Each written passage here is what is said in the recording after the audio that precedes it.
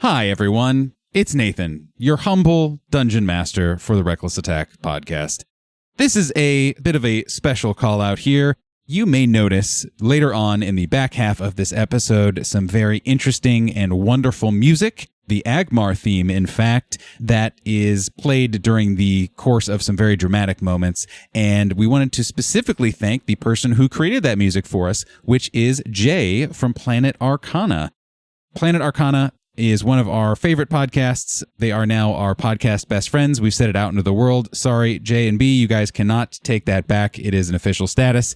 But Jay is an actual musician and does all of their own music as well as the music for later on in this episode, and are also one of the dual DMs of the Planet Arcana podcast. And you can find all of their work, not just at Planet Arcana Pod on Twitter, but at JENNASTRAUTMAN on Twitter.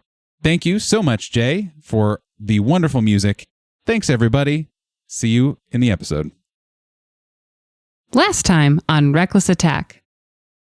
Rixia, a world fraught with danger and discovery. Despite both the arcane protections of the Runic Road and the ever-vigilant watch of the Great Caravan, the party finds out firsthand that no one traveling these paths is ever truly safe. As the darkness beyond the Runic Road seems to almost writhe with malice, will tonight be another sleepless night for our brave heroes? Find out this week on Reckless Attack.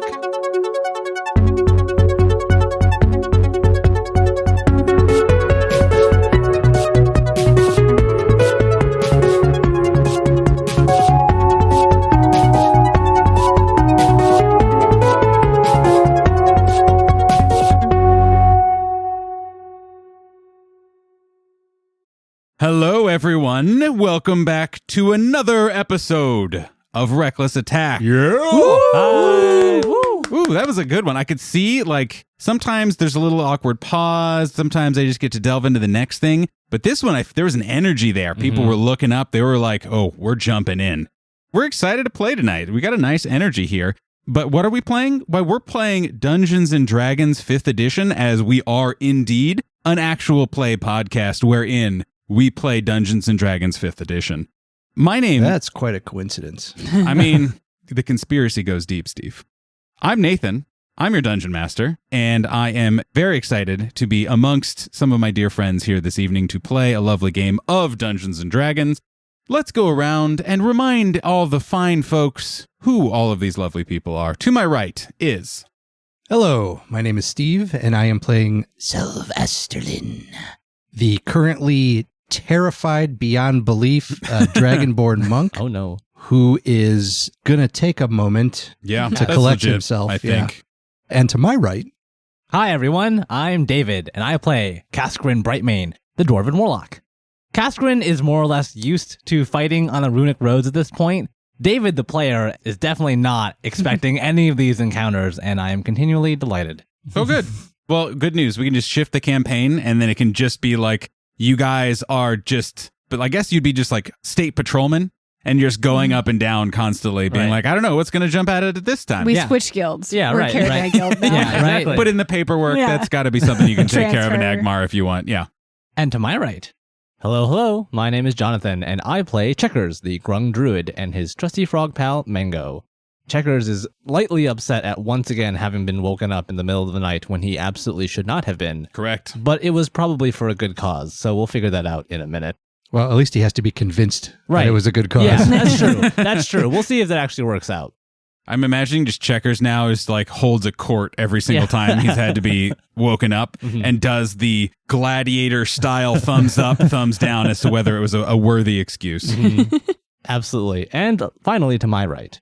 Hi, everyone. I'm Sophie, and I play Valeska Carter, the human asterisk cleric of the Arcana domain, who is glad she found self and is now just subtly pulling out her notebook and writing down a lot of questions. Because there were no answers found tonight. No. Only questions. No, and I would say anything even sort of resembling an answer, the closer you looked at it, it just actually was 2 questions in a trench coat. Yep. You might say we have questions and more questions. Some might say. I'm just glad that everybody was able to find their self right, that's it. I'm cutting the episode here. We're done. Thank you and good night. Or, hey, episode title. There it is.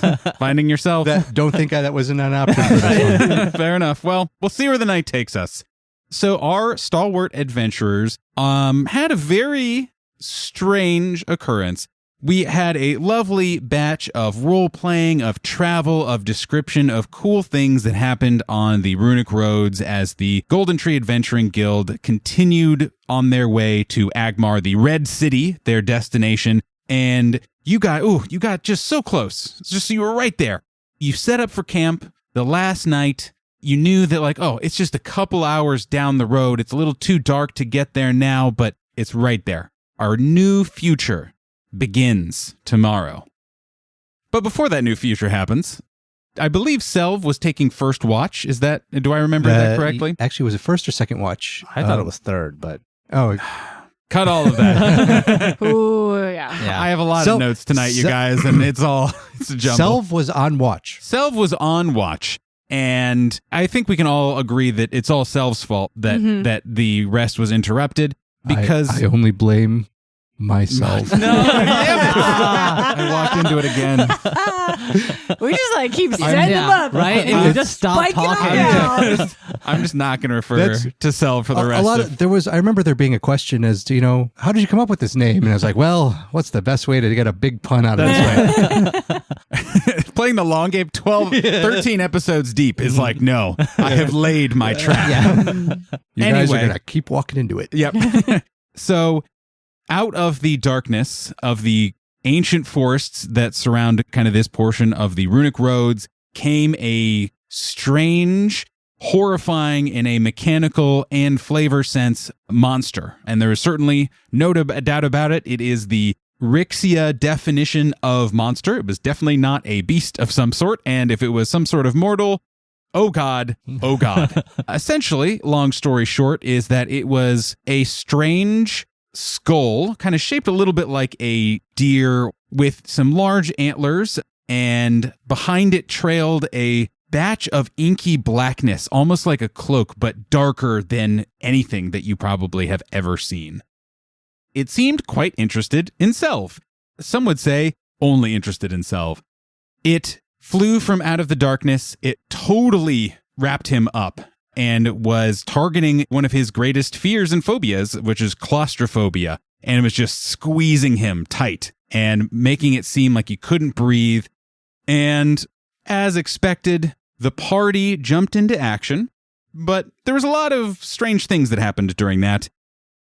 Selv, can you please, just to reset the atmosphere, describe, again, in these immediate moments, right after he has been able to claw his way out to continue to stave off that horror, where's Selv at right now? What is he looking like? What is he experiencing? What are other people seeing of him?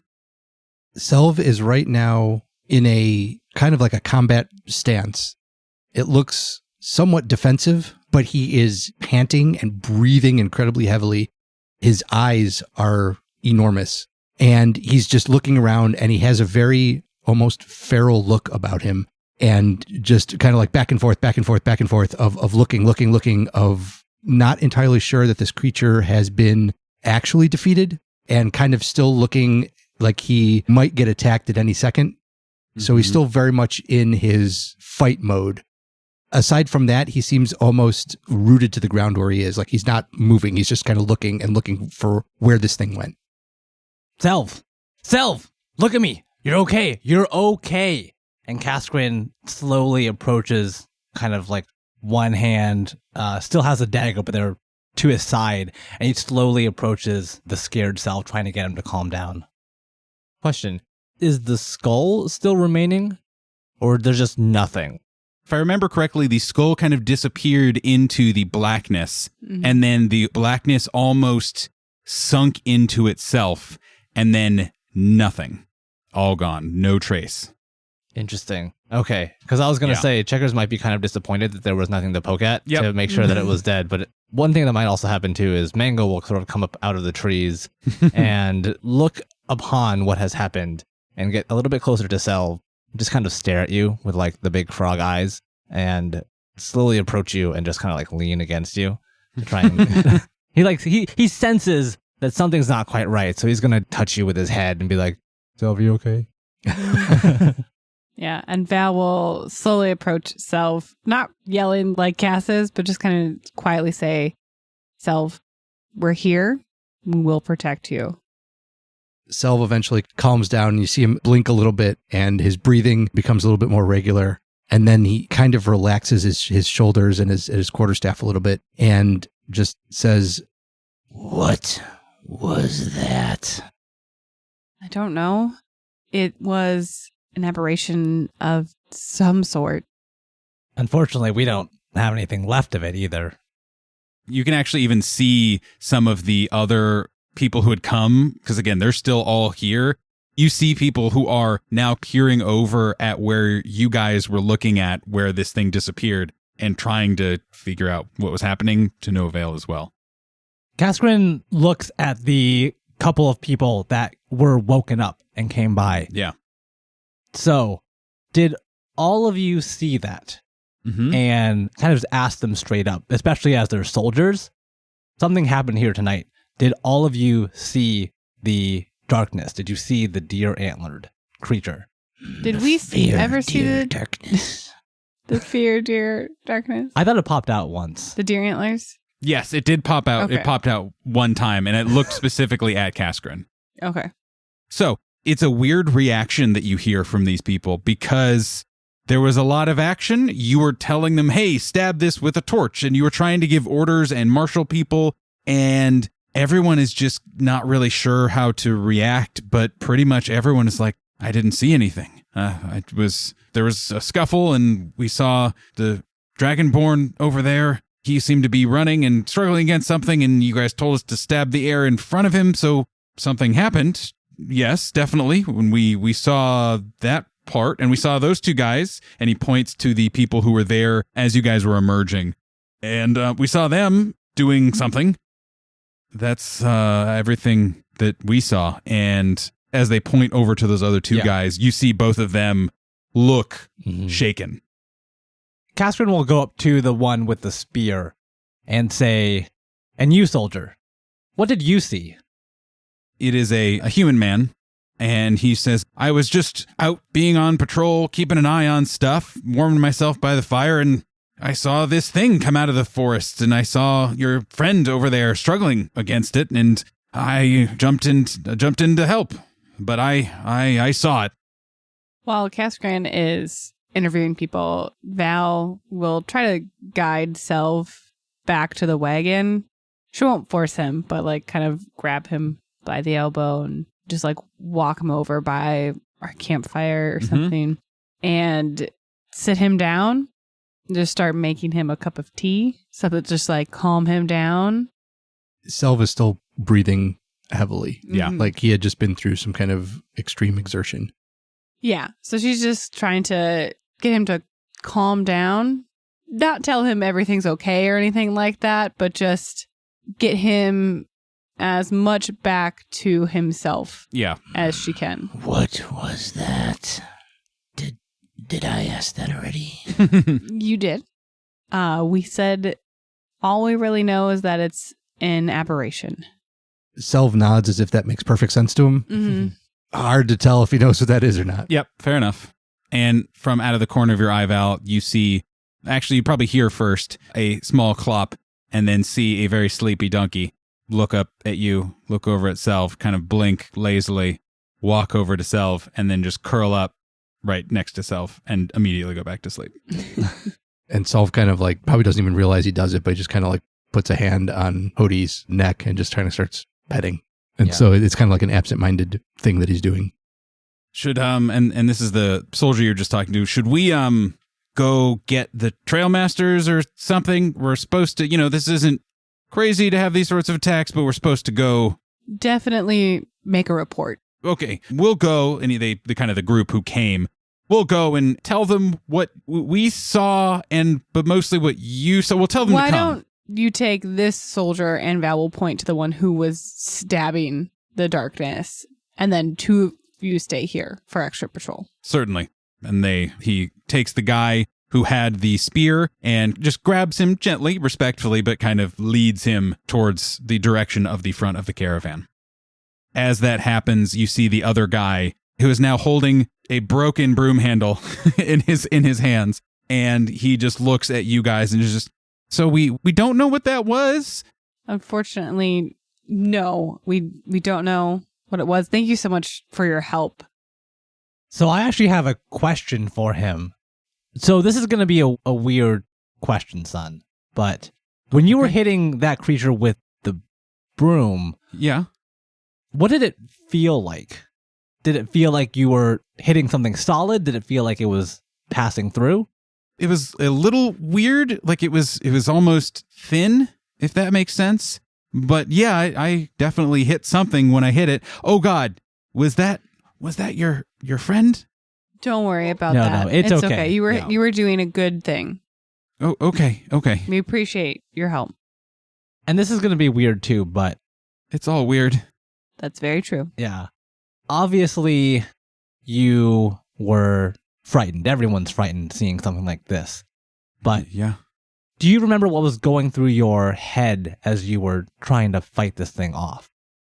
Man, it all happened so quickly. I mean, you can't be outside of city walls and not be ready to see some terrible things. And all I could do is I saw the other guy jump in and try to help, and I decided to help too. Of course. And try to get someone who actually knew what they were doing to help. Does that answer your question? Yeah, you've done a great job tonight. Okay. What's your name, son? My name's Edward. Edward. Thank you so much for your help, Edward. We really appreciate it. Yeah, sorry if I could have helped more, I guess. No, you did everything you could, and we really, truly appreciate it. And I'll fix your broom. You can do that? You can do that? I with wood nails, yes. I do not take the mending cantrip. I'm sorry. I thought I was going to see magic. No, I he can doesn't say show that. you magic. He doesn't say that. He doesn't say that. I can encode thoughts to teach you how to fix your broom if you This want. is, you can think about what a fixed broom would look Yeah, like. exactly. Right. I can give you guidance in attempting to fix your own broom. Val throws the pieces down on the ground and stomps away. No, none of that happens. Go ahead. I would say I do want to take stock of what kind of damage types were affecting this thing, because Kaskrin's honestly worried at this point if we should stay here the night or if we should pack up and head to Agmar, because it's a weird aberration this close to city walls. That's not good. Sure, We are a few hours out. are you saying that we should go to Agmar alone? Because we'd have to wake up the whole caravan, right? Yeah, it would take a few hours, but I don't know if there's only one of them out there, if it only targets Selv, or if other caravans in a few hours may be going through the same thing that we just did. We don't know anything right now. The soldiers are going to make their report. Yeah. I say we wait to hear from them. We've alerted the trail masters. It's way too dangerous to try to make it to Agmar by ourselves tonight. Okay. My opinion. But Yeah. I was hoping to get some more sleep, if you don't mind. I am surprised you're still awake, Checkers, honestly. Oh, you'll see. And he just flops over and goes to bed. Just angrily falls asleep. Yeah. Just to prove Val wrong. Now tell me what to do. Fine. Just then, you hear a now familiar shouting coming from a sleepy dwarf, and kind of around the bend, hearing, what do you mean? What? Okay, say it again. Explain it to me. Why don't these people, blah, blah, is kind of going in, trying to get information as he's going back. And you see Brannar Bronzemace, one of the two trail masters, round the corner, and he looks at the four of you, and his jaw kind of slackens a little bit, and his eyes get a little wide, and he just looks at all of you guys, looks at Selv, kind of sitting down, being cared to, and is like, good evening, everyone. So, Hi, Brannar. It's us hi. again. Usually I'd say good to see you. We know we're a hassle for you, and we're sorry. Well, it would be easier if I could just say that you guys are attracting trouble, but I travel with plenty of guilders, and you might just be cursed. I don't know. But so I've gotten some information. That information is very confusing to me. So, can you explain what happened? And is there more danger? Is it the frogs again? Not the frogs. I Not the frog. wish it was the frogs. I don't like that you just said that. That's So Val will step away from Selv to address Brannar. I assume Cass kind of falls next to next Once to I know her. that Selv has calmed down just a little bit and is I don't okay. think he's calm, Yeah. but yeah. he's sitting down and petting Hody. He is currently not in shock. Yeah. Well, exactly. no, that's No. not entirely true. Yeah. He is not having a full, I don't know. A full, He doesn't look yeah, like I he's don't know gonna what the like red fall word is. over. a full, or anything. a full fear Panic attack, episode. yeah, exactly. Panic attack. Yeah. But yes, Caskrin will come with you. Val will describe to Brannar what happened after she woke up, saying, I was alerted to a problem by Edward and this other man who gave you the reports shouting. When I woke up, there was this darkness in our campsite, just writhing around, and I didn't know what was happening. So I woke my companions up, and then we started fighting it. All of a sudden, Selv escaped from it, like clawed his way out from inside the darkness. And Cass brought more soldiers to help. We eventually, I can't say killed it, but it disappeared. It melted into itself. There were some weird deer-like skull on it. Brannar, why are you making that face? It's like I said, I'm a trail master. I've been on these roads a lot. I've seen a lot of bad things. I mean, a couple weeks ago, we had that attack of the Grognarak, but that was way at the back of the caravan. I don't think, wait, you guys weren't involved in that one, right? No, it's a Grognarak. Oh, it's not important. It's not important. Val files that away as an important question to answer later. I'm very sorry that you've borne the brunt of this so many times. You guys have a very particular way of talking that arranges the words in the worst sounding way possible. It's just all of it. That was a lot to handle is all I'm saying. It's good. It's right. But when you guys describe things, somehow it just always sounds very bad. I'm sorry. I'm very tired. That's totally understandable, and I do just say exactly what happened. Yeah, so. no, okay. And as all this is happening, someone, let's see. Checkers, how asleep are you actually? Checkers would probably be pretending to be asleep to spite Val, Yeah, but okay. he's not really sleeping that hard. That's what I wondered. He's just like curled up on the ground. Yeah, So, so like, literally, yeah. He's like Like one like eye open, yeah, so he's like the keeping fake track of sleeping. everything. right. So you actually notice that Etrus, your potionsmith, has now emerged kind of in all of the ruckus. And he, instead of his usual cacophonous entry into all conversations, whether he was invited or not, he seemed to have listened to Val and then kind of gone back and now is carrying over some sort of beverage for Selv. Selv, what would be the most, your preferred comforting beverage that Etrus would know is like, this is what I give Selv to make him happy? So probably some kind of warm tea. Root beer? Warm root beer. I don't think that's what I said. I'm sorry, I just blacked out. Oh, okay. Sure. Why not? He has done a little bit of kind of pseudo magic, pseudo alchemy, and now is bringing over a steaming cup of something over to Selv as this is all happening. Too late, Etrus. Val already made him tea. More tea. Who says no to more tea? I will say the tea that Val has provided is actually still in Selv's hands, untouched. Yeah, I didn't think you'd drink it, but I made you tea. He just sets You're it too down. shocked. He sets it down at your feet and then just kind of sits a close but respectable distance on whatever log or ground. Selv will pick up the tea from Etrus as well, and then just kind of hold both of them. But how will you pet Hody?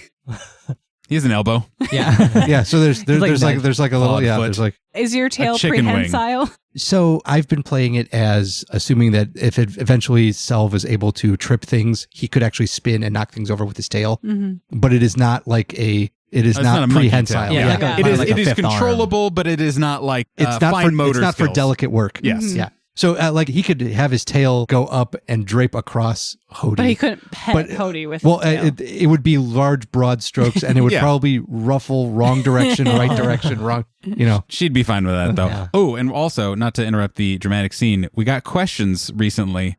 Hody, spelled Hotey. Now Yes. you know. Now it's canon. Yeah. Now it's there. and now it is out there. So Brannar listens and again is taking all of this in, and you have just filled him in on the basics.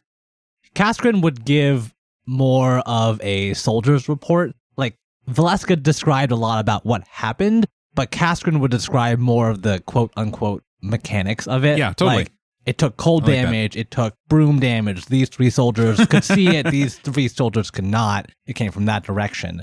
Yeah, Val's more focused on like it was an aberration, and then, like this is the whole scene. Yeah, totally. I love that. I love that combination of the two of you. But Kaskrin would also say, we as guilders are here to do our jobs. We will make sure that at least this caravan, this area, is safe for the rest of the night. But I would send word down the line to be on extra watch tonight in case any more of these come out of the woods. Okay. So it's still a little dark out. What do you guys think? Do we need to move? Should we stay here? Because the middle ground option is I send word along, I wake people up, and they'll be a little grumpy, but that'll be the problem of whoever is manning Agmar's gates, to have a couple of sleep-deprived caravan members. Does that seem reasonable? Or if we need to shove out now, we can make that happen, but it'll take a little while. I would say let's go middle ground. Yeah. Let's Okay. have a few more people on guard. We will stay on guard as well throughout the night and do our best to ensure everyone's safety. You just hear a little, Fine. when you say, oh, we'll stay on guard too. Brannar says, all right. I'll make sure that all of the guild-hired guardsmen go around, rouse people as best they can, and I'll just tell them to keep an eye out and that we're just getting people up a little early so we can move a little earlier or something. I don't want to cause a panic. Thank you again for protecting everyone. I'm sorry. These do happen, like I said. Usually it doesn't happen in such quick succession or to the same exact people. Just lucky, I guess. And he leans in a little closer to you guys. Is Selv going to be okay? Does he need anything? We're not sure. He's still a little bit in shock. We'll definitely let you know. Have you heard of anything like this before? No. We're just that cursed. Cool. Yeah. All right. I've But- seen this kind of thing before. He'll be fine in a couple of... I'm sorry, Of you've ours. seen this deer antler Well, darkness before? I haven't seen the That deer was antler. important information, I Cass. have seen this level of shock before. He will be fine. This exactly, I'd like to point out, perfectly mirrors also what you guys were telling Brannar about, where you are very like, have you seen this monster before? And you're like, I've seen hardened people be broken by the battlefield before. All great. But he just leans in and he says, well, I'll obviously be up. I'll be busy mobilizing people, but at minimum, we'll be in Agmar in a couple hours. So Mhm. stay safe. If you see anything, try to ignore it. And if you can't, call out for help Can't sleep. Fear, dear darkness will eat me. Can't sleep. Fear, dear darkness will eat me. and take care of your guildmate. I'll say it again. Thank you. I'll hopefully see you tomorrow, but if not, best of luck in Agmar. I'll look you up next time I'm through. Thank you for everything, Brannar. And he just like slowly trudges with his like head sleepily down a little Well, bit. Val will and like is- offer a handshake. Perfect. Yeah, before. he happily would. And then he starts rousing people. And within a few minutes, you start hearing people clanging on pots and making a bunch of noise to start kind of waking people up to get things at least a little bit moving slowly but surely. Wait, I thought we're just putting guards out. We're not moving the caravan. Yeah, we're not right? moving the caravan. We're just getting No. more people awake. Yeah, it was Oh. basically just like, hey, we're just waking people up early for no reason. Don't worry about it. Mm. But they're not like moving. It's basically just rousing a couple more people, more or Okay. less. Val will return to Selv and start basically a medical examination with Etris there to assist. Selv does not resist. Throughout that, though, she will start talking to Selv, not like anything in particular. Some easy your heart questions. rate's a little accelerated. That's worrisome. Yeah, more so like easy questions to see how you're doing, open to talking, to then hopefully after maybe like 20, 30 minutes, start asking Selv what happened. She doesn't want to dive right into that. She wants to have you calm a little bit and then start, maybe once she's like taking your heart rate and seeing like maybe identifying if there's anything else wrong. Yeah. Asking Selv what happened. And how would Selv report that he has wisdom damage? If he does, or what have How you. does one know you have an ability score damage? I leave that up to your own interpretation, Well- other than you feel it. Okay. Well, actually, I don't know. I mean, like, so Selv would not feel himself, not necessarily that he would know, like, its specific wisdom, damage. Mhm. But I think that other people would have a better idea after talking to him of what is wrong than he would himself. Mhm. Because it's not like, I guess wisdom's kind of hard to do. Like, Your proverbs are not as insightful. yes. Not as snappy, right? Did I tell you the story of the beetle, the leaf, and the river? No. Val will just keep probing you and ask you to tell that story. Oh. And that continues for some time. And Etrus would, at some point, even maybe when you guys are getting ready, when it's kind of appropriate and you guys are apart, and he's happy to let you lead kind of the examining, tries to pitch in questions when he can, is helpful. But he would just say, so we'll keep an eye on him. Obviously, I defer to you on that. I can probably whip up something in case he's still feeling...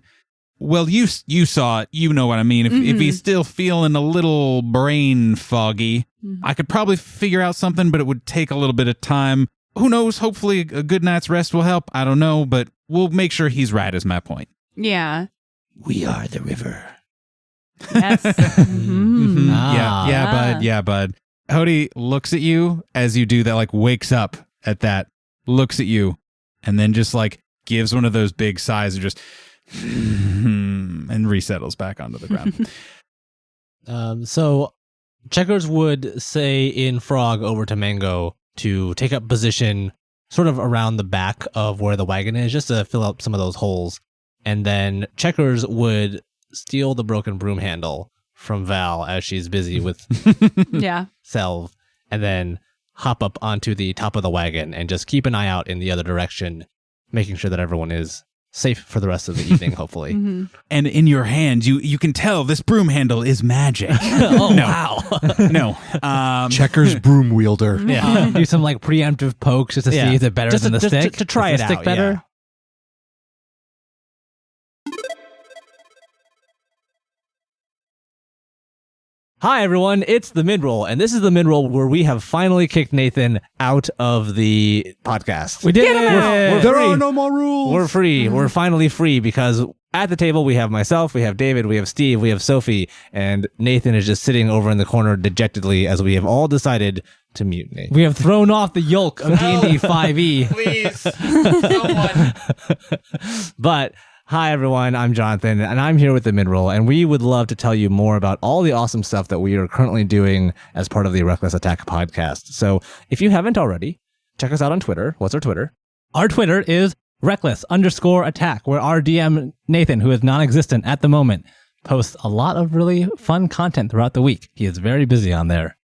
And there is also something else that we would like to perhaps shout out, something that Nathan is working on with other members of the community. Oh, what is that? Well, He instead said of- questioningly. Yeah.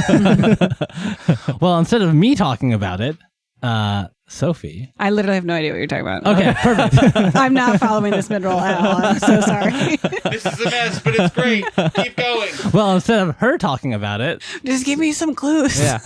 So one of the things that you may have heard about us doing on Twitter is that we are in the process of interviewing members of the TTRPG community and doing interviews with them and posting those both on our main feed and on Patreon. And we are happy to say that we have recorded one of the first interviews with people in the community. we have recorded an interview with the lovely folks at the Planet Arcana podcast, and we'll be planning to release that shortly. If you are listening to this, Planet Arcana, know that we love you with all of our hearts and souls. Okay, I feel bad because I did know about that. I just was not picking up on context clues. I'm so sorry. So if you haven't already, check them out at Planet Arcana Pod on Twitter, where they are also posting incredible content every week. They release their episodes fortnightly. Because I can never remember the difference.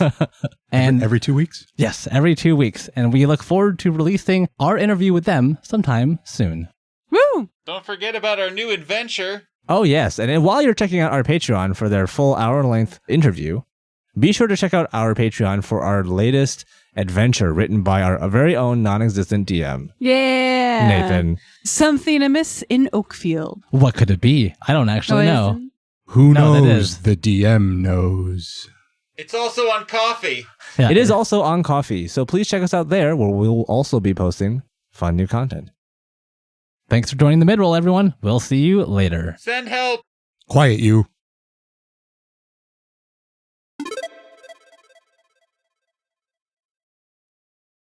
Two things that are kind of happening to Kaskrin. Mm-hmm. One, right after Brannar leaves, Kaskrin is like absentmindedly reaching into his pocket and he feels the lucky coin. Yeah.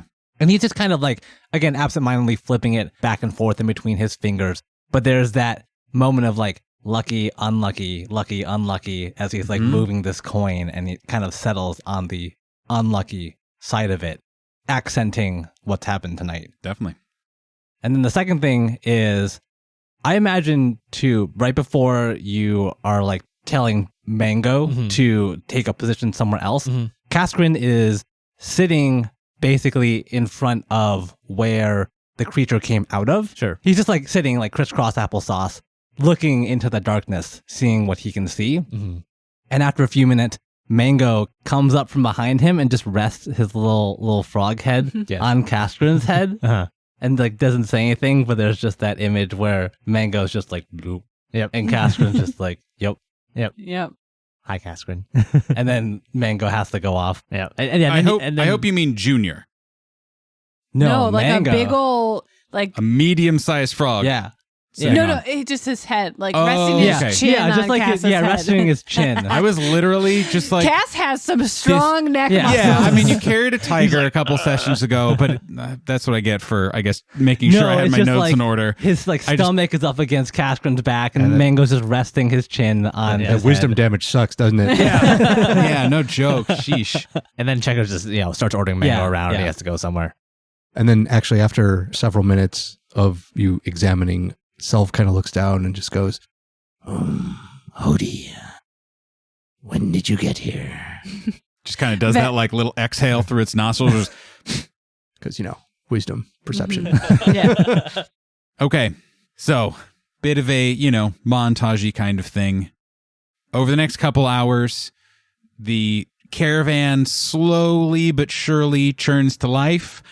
Usually the pace of caravan mornings is that a lot of people are waking up when the sun goes up, but that's also close to when the caravan time leaves, so it is very bustling most of the time.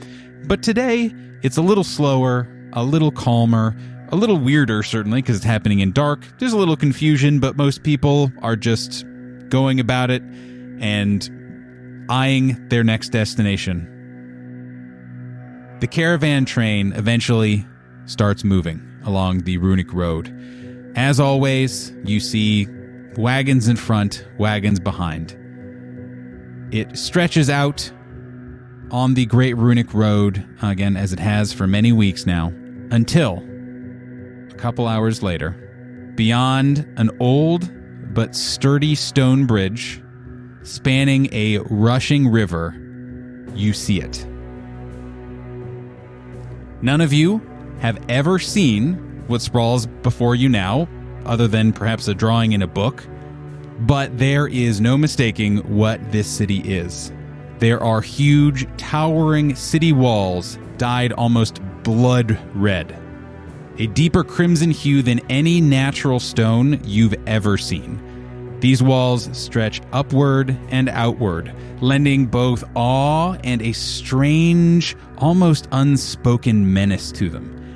Before you, is a grand, perfectly symmetrical gateway with massive tiered pillars leading to an also massive doorway. The gathering crowd that is before you, of wagons and mortals, seem to be made up only of insects compared to what lay beyond them. What could only be the Red City of Agmar. As you come upon the Red City, which was for so many years a seat of power for the Pentarchy, we'll call them tyrannical, not evil, tyrannical, sorcerer warlords that ruled this part of the land. Again, you guys know that this city was magically created after raising another city that stood in opposition to the Pentarchy, and was created basically as certainly a crossroads of trade, of culture, of all of these other things, but certainly a grim reminder of what the Pentarchy could and would do to those who opposed them. As you are coming up to these grand walls, there are so many caravan wagons ahead of you. Some of them are pulling over to stay outside of the city walls for the night, who aren't kind of being processed yet. And as all of this huge traffic jam essentially is kind of going, some rain starts to come down. Nothing too heavy, but certainly noticeable amounts of rain. You guys are quickly put into a little bit of a waiting area. Really, again, it's not particularly orderly. It's just kind of shoved off to the side. And you, for the first time in this journey, once again find yourselves through who knows what provenance next to the Verdant Wave Adventuring Guild. I don't know how you guys are going to react. I'm not telling you that, but they are certainly, it's kind of one of those things where you see someone who you know and maybe don't like, but you happen to be close by and you kind of ignore. They just, Giannis and the other two see you, give kind of a courteous nod, and mostly keep to themselves, giving you the occasional glance over, certainly. Val will return a courteous nod if she sees it. Mm-hmm. And that's it. The turtle in particular tries to give a big wave to Selv if he's out in the open. I don't know if he still is or not. Or if he is or not. Actually, I think Selv would still be inside unless somebody came and said, "Hey, you need to see the city." Checkers would totally do that. Yeah, okay. Like, hey, Selv, check this out. I kind of figured. And that actually, so Selv will kind of step out of the wagon and look up and see this immense city in front of him. And for the first time in the last several hours since he has been attacked, you can actually see kind of all of a sudden that tenseness that he had about him is just gone. And he kind of has this wonder look in his eye just for a brief moment. And then it kind of settles back in, like his shoulders kind of like slump over just a little bit. And he will give a courtesy wave and nod to the turtle if he sees him when he will wave back. Not as exuberant as he probably would have. Yeah. Well, he's only moving so slowly or so quickly. So it's a relatively unexuberant wave. On the grand scale of waves. So Selv will probably mimic the speed and probably unintentionally, but mimic the speed and wave back. And I apologize for glossing over this. How is, not just with the Verdant Wave obviously being kind of right here, but also you see it. You're here. You're at Agmar. You are at the place not only that you've been traveling to for weeks, but the place you've been training to go to for months. The place that has kind of always been the finish line to this part of your life and a starting line for whatever is next. So how is everyone feeling kind of as they are seeing these walls, or as they're being shuffled to the side, or as they're seeing this miraculous view almost next to the Verdant Wave Adventuring Guild? Val's definitely has an energy of nervous excitement where she's realizing the thing she studied, she researched, she has dedicated so much time, energy, brain space to is happening is real. And she has to take a minute. She's probably tearing up in so many emotions going on. She's not like trying to hide that. Yeah. She would hide that from the verdant wave because like, fuck those guys. Go around to the other side of the wagon. Yeah.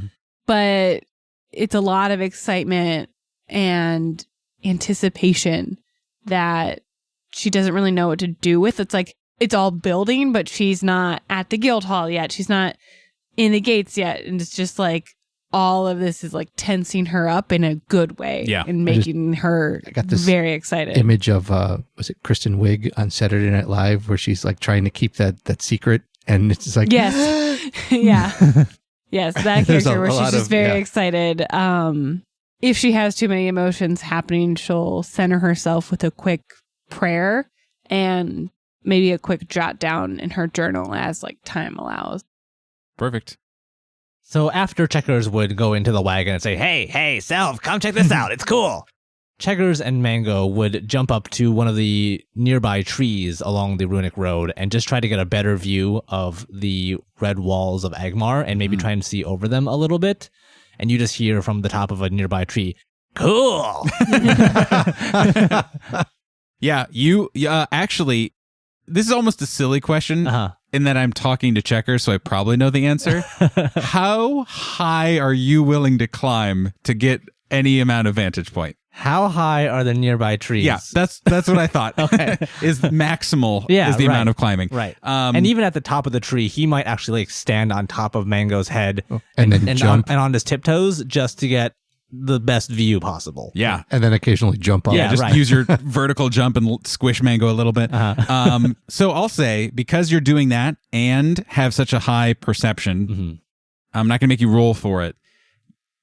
These walls are massive, obviously. But the one feature that you can make out, and it's almost impossible to say exactly what it is, but as you're kind of peering over, you see in the far distance, only barely cracking above the wall, you see something glimmering, even in the kind of rainy weather that you're experiencing right now. Something bright red and shiny glint back at you. Nice. But you can't tell what it is, but something is over there and you can almost see it. Hell yeah. Cool. So, sorry, what was the dwarf rager's name? Barzug? Barzug. I keep wanting to say Bronzong, which is not the right thing. No, it's Pokemon. Barzug. Barzug. So Kaskrin sees the other members of the Verdant Wave. You know, he gives like that kind of respectful nod to... Does it give them yeah. a verdant wave? No, you have to be in the guild to do that. Sorry. It's like That's a a secret, secret handshake. secret Yeah. handshake. Yeah. Yeah, but he sees Barzug, the Dwarven Rager, and he actually tries to flex, like he tries to flirt back with her just at the right moment where she's turned around, and so Kaskrin's just like flexing for no reason. Yeah, realizes that, and he's like, "Oh, She gives so little shits about any of you. Like, she is absolutely, like, she wouldn't even give you the courteous nod. She would just look at you guys, kind of cock an eyebrow, and then look back at Agmar in front of her. And yeah, she would pay yeah, she's not even the looking." least amount of attention. Yeah, and that really that I am pang of I am embarrassment. I am greeting you by not killing you. Yes. really detracts from like all of the awe of Agmar and all of the walls and all of its majesty. Cass, are you cramping or something? Do you need like a... Oh yeah, my arm. I don't know. Do we It's take been that? a- I can carry that for you. It's Don't been a worry. long journey, Val. Yeah, thanks. That would be great. And out of nowhere, you guys see a vial of something hit the back of Cass's head and explode on him. And you suddenly feel all of your muscles loosen for a second as if you can't control them. And Etris yells, "Gotcha, buddy!" Good aim, Etris. It's like just enough to like loosen. It's not targeted enough to be like, oh, well, let me apply this to the affected area. It's just like, well, if we just loosen all of his muscles for a second, then like it'll definitely get the cramp out, and B, he probably won't poop his pants.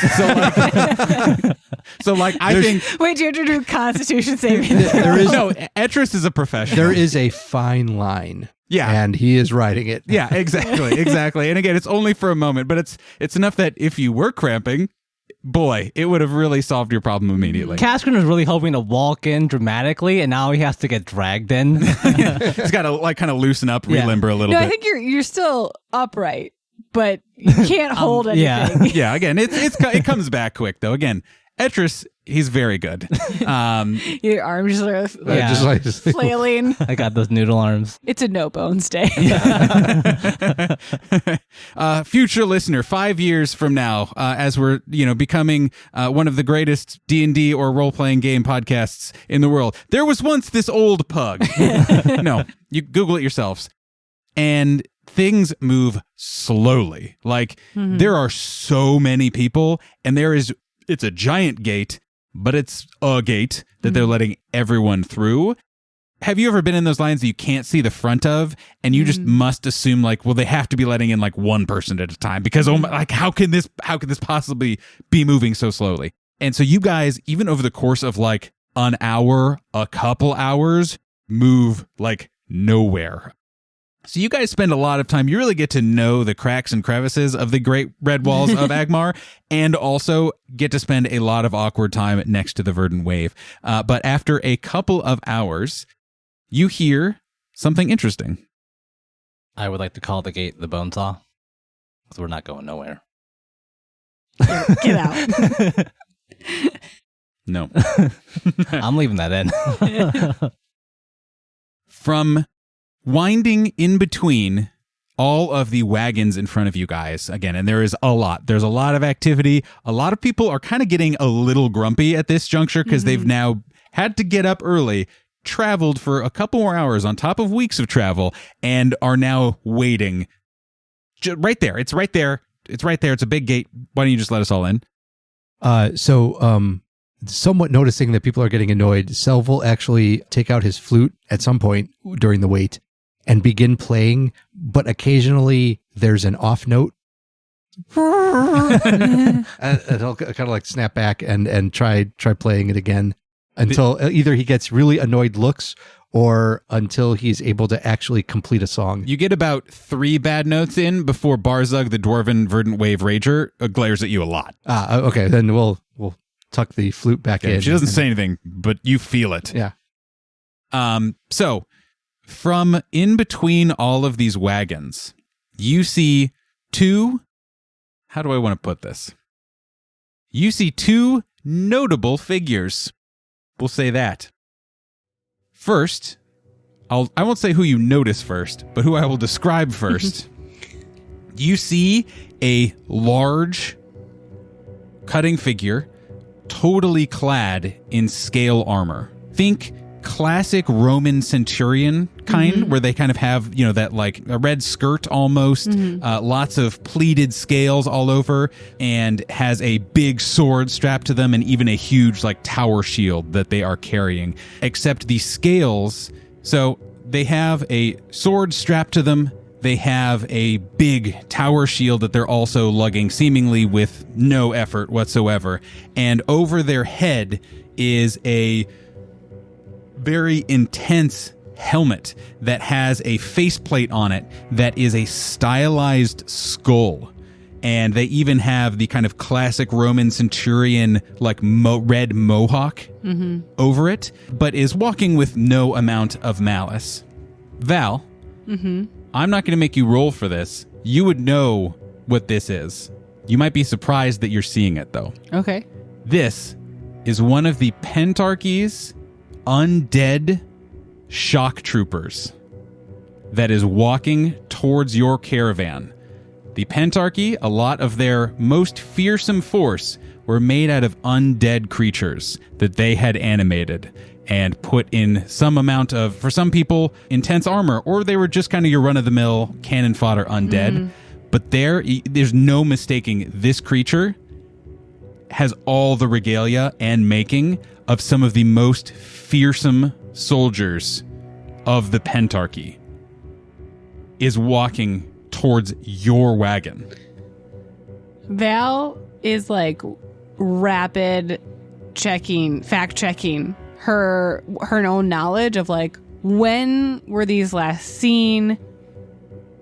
Is there anything she would know, like why they would be here now?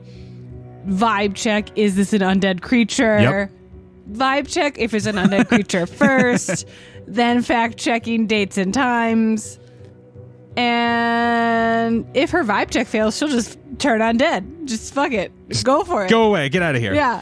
The other thing, before we resolve that litany of questions and actions and queries, the other individual who seems to be walking more or less in lockstep with this person, excuse me, I should say, they're walking alongside. Lockstep, I guess, implies that they're like matching exactly together. That's definitely not what's happening. And Selv, this is particularly of note to you, see a huge dragonborn. This huge red dragonborn, where Selv is obviously a tall, kind of lithe figure that you guys have seen every day for the last several months. This dragonborn is every inch as tall as Selv, maybe a little shorter, but somehow seems almost as wide as he is tall. He's wearing fairly simple clothing, also in a similar way as Selv, but his is actually a long tunic that is kind of cinched at the waist with kind of a little bit of a cape at the back. Very similar to an ancient Greek, not toga per se, but, kind of style of dress. And this creature swaggers up to the caravan and meets Yanis Varga. The two clasp hands, and you hear, "Good to meet you, Commander." And that's where we'll end this week's episode, everybody. Oh, man. Thanks for listening to Reckless Attack, and we will see you next week. So many questions.